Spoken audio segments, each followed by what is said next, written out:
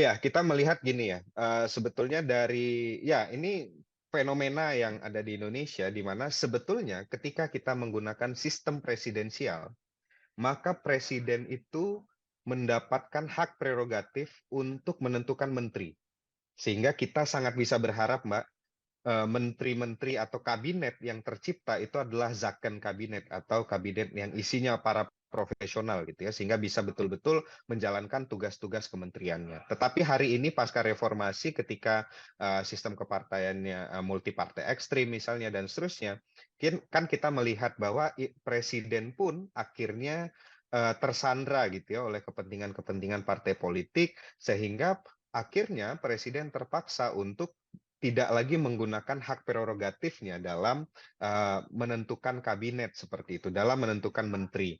Um, Apalagi ketika misalnya seorang presiden mau mendapatkan dukungan yang mayoritas dari DPR, sehingga uh, kewenangan atau keinginan untuk membentuk kebijakan-kebijakan itu tidak terganggu oleh kepentingan-kepentingannya DPR karena memang sudah dikooptasi terlebih dahulu powernya seperti itu.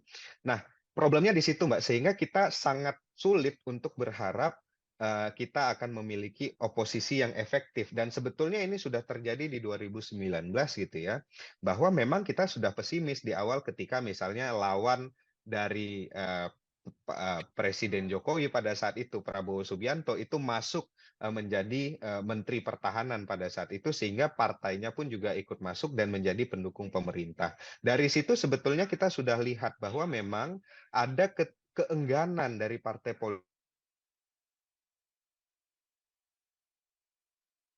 Dua hal yang menjadi kerugian. Yang pertama, tidak mendapatkan benefit-benefit berupa jabatan, gitu ya, atau berupa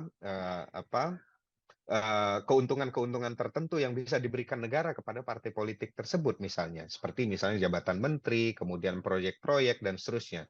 Selain itu, ketika menjadi oposisi ternyata juga secara strategi politik ini tidak terlalu menjual.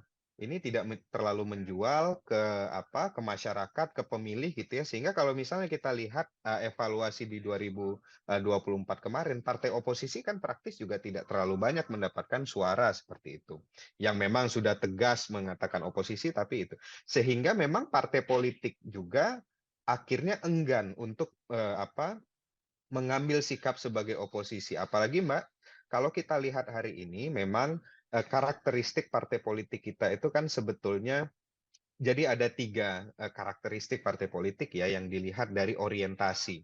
Pertama adalah orientasi kebijakan, orientasi jabatan, dan juga orientasi suara atau office seeking, policy seeking, office seeking, dan juga vote seeking gitu. Nah, di Indonesia mayoritas partai politik itu hanya office seeking, pencari jabatan atau berorientasi pada jabatan, dan juga